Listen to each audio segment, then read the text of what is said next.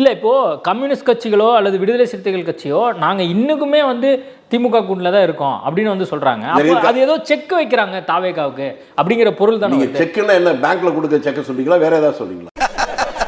நக்கல்யா அவனுக்கு வேற செக் அதானே. நீங்க என்ன உங்ககிட்ட எல்லாம் பேசும்போது தெளிவுபடுத்திக்க வேண்டியது. இல்ல இப்ப திமுக கூட்டணி கட்சியில இருக்கக்கூடியவங்க எல்லாமே இப்போ அவங்க விருப்பம் சார். திமுக போட்ட பிச்சை அதால சொல்ல வரீங்க? இல்ல அவங்க அதை தானே சொல்றாங்க. அதை தாங்க நான் திரும்பி சொல்றேன். அவங்க அந்த அந்த பைத்தியக்காரன் போய் கேளுங்க.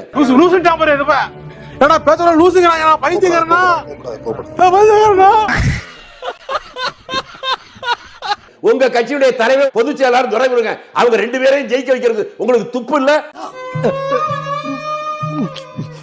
அதை ஜெயிக்க வச்சுட்டு கேட்டா கூட நியாயம் இருக்கு. உங்க தலைவரை ஜெயிக்க வைக்க முடியல, உங்க பொதுச் செயலாளர் ஜெயிக்க வைக்க முடியல, மற்றவங்க எல்லாம் நீங்க போட்டு என்ன பேச்சு இது? சொல் பேச்சு கேளாமை, அயோக்கியத்தனம், மொள்ளமாரித்தனம், இல்ல ராசா மண்ட கர்வம், சத்தியமா கிடையாது. பொய்ய மட்டுமே எழுதுறது பல பேர் இருக்காங்க. இன்னைக்கு கூட ஒரு பெரிய மீடியால பெரிய பத்திரிகைக்காரன் அவர் என்ன சொல்றாரு? ஐயோ என் மனசே தாங்கலைங்க, மனசு ஆறல. 1,30,00,000 பேருக்கு 5,000 ரூபாய் கொடுத்தாரு ஸ்டாலின். என்னடா இவ்வளோட மட்டமா போயிருக்கும். அப்படின்னா வீட்டுக்கு 2 பேரு 2,60,00,000 பேர் ஓட்டு போட்டிருக்கணும். ஓட்டே போடல. என் மனசு தாங்க முடியல. எல்லாரும் அப்படியே கொதிக்கிறாங்க. என்னங்கிறேன். இப்படியா ஒரு மீடியாக்காரன் சொல்லுவான்? அந்த கொடுத்த 5,000 ரூபாய் ஸ்டாலின் அப்பா வீட்டுல இருந்து கொடுத்ததா? முக ஸ்டாலின் அவர்கள் வந்து நீங்க தூய சக்தின்னு சொன்னீங்களே, நீங்க டர்ட்டி பாலிடிக்ஸ் எல்லாம் பண்ண ஆரம்பிச்சிட்டீங்க. மற்ற கட்சியினுடைய அந்த ஒரு விஷயத்தை வந்து நீங்க கையில் எடுத்து இந்த மாதிரிலாம் பண்ணலாம். டர்ட்டினா குப்பைங்க, கரெக்டா? எல்லாம் வேணான்னு தூக்கி போட்டு குப்பை இருக்குல்ல, அந்த குப்பையை புத்திசாலித்தனமான விவசாயி எருவாக்கி பயிரை வளர்க்க பயன்படுத்தும். நீங்க சொல்ற இந்த டர்ட்டி பாலிடிக்ஸாக இருக்கட்டும், அதை பயன்படுத்தி ஒரு நல்ல காரியத்துக்கு பயன்படுத்தினா நல்லதுதான். எவ்வளவு பெரிய தத்துவத்தை நசுக்கி சுருக்கமா சொல்லிட்டியா. 5 ஆண்டு காலங்கள் ஆட்சியில் இருந்தீங்கல்ல, நாங்க என்னென்ன செஞ்சோம் நான் முன்னால சொன்னேன். 6 லட்சம் கோடி கடன் வாங்கியிருக்கீங்கல்ல, அது எதுக்கு வாங்கினீங்க எதுவும் சொல்லியிருக்கீங்களா? கரண்ட் பில்லு எவ்வளவு கூடி இருக்கு? வீட்டு டாக்ஸ் எவ்வளவு கூடி இருக்கு? அவ்வளவு அசிங்கமா என்ன திட்டாதீங்க, இதெல்லாம் ரொம்ப தப்பு. Don't use bad words I say. 6 லட்சம் கோடி கடன் வாங்கியிருக்கீங்கல்ல, அது எதுக்கு வாங்கினீங்க எதுவும் சொல்லியிருக்கீங்களா? தொழில் ரகசியத்தெல்லாம் கேட்காதப்பா. தொழில் ரகசியம். கரண்ட் பில்லு எவ்வளவு கூடி இருக்கு? வீட்டு டாக்ஸ் எவ்வளவு கூடி இருக்கு? நீங்க போடாத டாக்ஸ் ஏதாவது உண்டா? நாட்டில் ஏதாவது சட்டம் ஒழுங்கு இருக்கா? 2 வயசு குழந்தை இருந்து 70 வயசு கிளைவர்களும் பாதுகாப்பு இல்ல. இதுக்கெல்லாம் யார் காரணம் தெரியுமா? அதாவது கஞ்சா அபின் கிடைக்காத இடமே இல்ல. பள்ளிக்கூட பக்கத்துல பொட்டி கடை எல்லாம் வந்துச்சு. இப்படி ஒரு ஆட்சியை நடத்திட்டு இதெல்லாம் கேட்கறதுக்கு அவங்களுக்கே கூச்சமா இல்லையான்னு தெரியும். அது போய் ரொம்ப நாளா சின்னமா இருக்கும். பேரே மாறி போயிடும். உதயநிதிங்க பேரை காப்பாத்தணும்னா கொஞ்சம் ஒழுங்கா பேசணும். பண்றதெல்லாம் பக்கா ஃப்ராட் தானோ. பெரிய ஜென்டில்மேன் மாதிரி ரியாக்ஷன் எல்லாம் கொடுக்குற கன்னடிகள்ட்ட. உதயநிதி ஸ்டாலின் அவர்கள் சனாதனத்தை நாங்கள் ஒழிப்போம் அப்படின்னு சொல்லிருக்காரு. அது மக்களுக்கு எதிரான சக்தியை நாங்கள் ஒழிப்போம் சொல்லிருக்காரு. எப்படி சார் பாக்குறீங்க? எங்க பேசணுமோ அங்க பேசாம எங்க தேவையில்லையோ அங்க போய் பேசியிருக்காப்ல. அது வீட்டுல போய் அவங்க அம்மாட்ட போய் பேசணும், அவங்க பாட்டிகிட்ட போய் பேசணும், அதெல்லாம் அது போய் அசம்பிளியில போய் என்ன சிரிப்பு ராஸ்கல், என்ன சின்ன பிள்ளைத்தனமா இருக்கு. அண்ணே உதயநிதி ஸ்டாலின்லாம் பொருட்டா எடுத்துக்காதீங்க. அவன் கிடக்குறான்டா மயிராண்டி.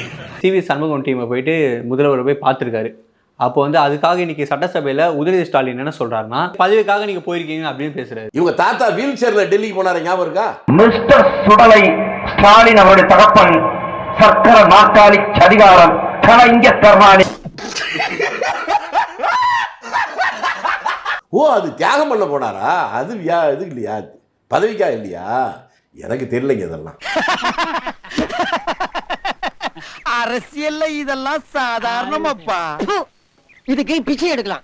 சரி, இதுல வந்து திமுகவோட கூட்டணி வைக்க போயிட்டாரு எடப்பாடி பழனிசாமி.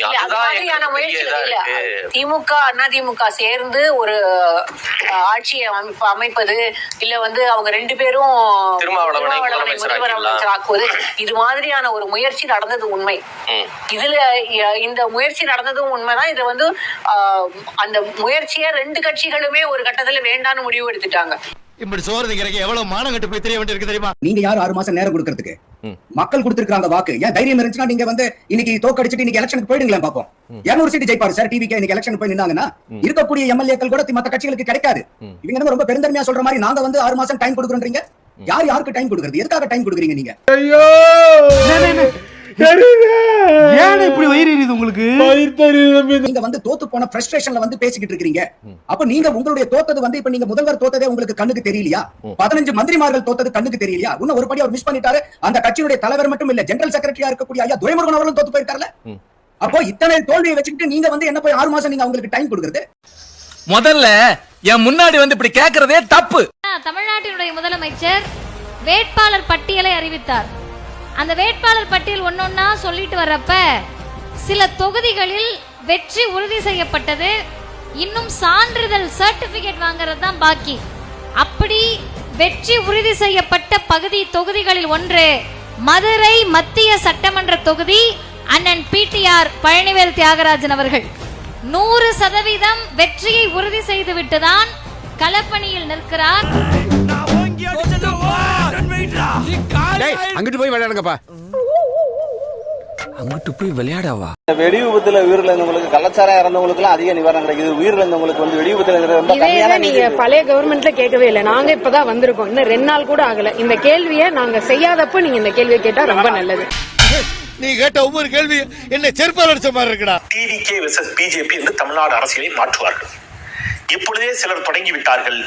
இது கிறிஸ்தவ அரசு, கிறிஸ்தவர்களுக்கானது என்ற ஒரு மதம் சார்ந்த ஒரு அரசியலை கையெடுக்க ஆரம்பிக்கிறாங்க. அப்ப டிவிகே வெர்சஸ் பிஜேபி என்று அரசியலை மாற்றி இன்னும் ஒரு 10 ஆண்டு காலத்தில் பாஜக டிவிகேவை வீழ்த்தி தமிழ்நாட்டில் தன்னை நிலைநிறுத்திக் கொள்வதற்கு பாஜக செய்கின்ற ஒரு அப்பட்டமான அரசியல் சதி என்று நான் பகிரங்கமாக குற்றம் சாட்டுகிறேன். ரொம்ப நேரம் நல்லா பேசிக்கிட்டாரையா. இந்த ஊர்ல எவன் எந்த ரூபத்துல வர்றா, எந்த ரூபத்துல போற. சித்தாந்த பலம் உள்ள ஒரு கட்சியை வீழ்த்துவது என்பது கடினம். சித்தாந்த பின்புலமற்ற ஒரு ரசிக மனநிலையில் ஒரு தனி மனித வழிபாடு, தனி மனித துதியின் அடிப்படையில் கட்டி எழுப்பப்பட்ட ஒரு கட்சியை மிக எளிதில் உடைத்து எறிவது என்பது எளிது. எனவே இவர்களை உள்ளே விட்டு 20 திராவிட கட்சிகளையும் வெளியில் அனுப்பும் வேலையை சிலர் செய்கிறார்கள். ஒரு விஷயம் புரியலடா. ஓகே, நானே ஒரு டிஎம்கே போடுறதா, சரி தோத்துருவோம் இந்த வாட்டி. அதுக்கு என்னடா, தோத்துட்டா ஒத்துக்கோங்கடா. அதை விட்டு டிவிகே சப்போர்ட்டர்ஸ் எல்லாம் முட்டாளுங்க. ஏண்டா ஒருத்தவன் ஒரு 110 சீட்டு ஜெயிச்சிருக்கான், ஏதோ பண்ணி ஜெயிச்சிருக்கான், சரி அக்செப்ட் பண்ணிட்டு போங்கடா. அதை விட்டு சும்மா இவனுங்கெல்லாம் தற்குறி. இன்னும் இதுக்கு முன்னாடி ஏதோ அண்ணா கிட்ட சூப்பரா ஆட்சி நடந்துட்டு இருந்த மாதிரியும் எல்லா பாதுகாப்பு சூப்பரா. சரி, எவ்ரிபடி ஹேஸ் ஃப்ளாஸ். எல்லாருக்குமே சில பிரச்சனைகள் இருக்கும், சில சூப்பரான மேட்டர் இருக்கும். ஓகே, ஸ்டாலின் சார் எல்லாமே வந்து ஜிடிபியில செகண்டா தமிழ்நாடு எடுத்துட்டு போனாரு. ஓகே, இன்னொருத்தர் சான்ஸ் கொடுங்க.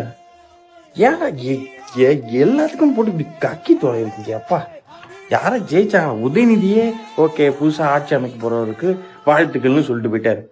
அவங்க கிட்ட சும்மா யாரா நீங்க எல்லாத்துக்கும் போட்டு கூவி இருக்கவங்க எல்லாம் தற்கொலையும். நீங்க தான் பெரிய இன்டெலெக்சுவல் பீப்புள் மாதிரி பேசிட்டு இருக்கீங்க. வேலை பொழப்பு மேல பாருங்க. உங்க ஆட்சியை பொறுத்த வரைக்கும் வெறும் இன்ஸ்டாகிராம்ல ரீல்ஸ் ஆட்சியா இல்லாம ரியல் ஆட்சியா நடத்துங்க. ரீல்ஸ் வந்து நல்லா போடுறீங்க தம்பி. திராவிட முன்னேற்ற கழகத்துடைய தலைமையில் தேர்தலை சந்திச்சு வென்ற தோழமை இயக்க சட்டமன்ற உறுப்பினருடைய ஆதரவோடு ஆட்சி அமைத்திருக்கக்கூடிய மாண்பு முதலமைச்சர் அவர்களுக்கும் என்னுடைய வாழ்த்துக்களை நான் மீண்டும் தெரிவித்துக் கொள்கின்றேன். இன்ஸ்டாகிராம்ல 2 மணிக்கு ரீபோஸ்ட் பண்றார். யாருடைய காலை தேடி இன்ஸ்டாகிராம்ல 1 லட்சம் சேர் போட்டோம், 1 லட்சம் சேர் போட்டோம், 1 லட்சம் சேர் போட்டு, 1 லட்சம் சேர் போட்டு, 1 லட்சம் சேர் போட்டு. இதுக்கெல்லாம் பேர் எனக்கு தெரியுமா? உனக்கு நர்வஸ் லீக்கர் ஜாஸ்தியா இருக்கு. டெய்லி ஒரு நிரோபியன் இன்ஜெக்ஷன் எடுத்துக்க. ஒரு பிரைவேட் கம்பெனில எல்லாம் வந்து உதயநிதி ஸ்டாலின் வாட்ச்மேனா கூட எடுத்துக்க மாட்டாங்க. உனக்கெல்லாம் போலீஸ்காரன் பத்தாதுடா, வேட்டக்காரன் தான்டா வேணும்.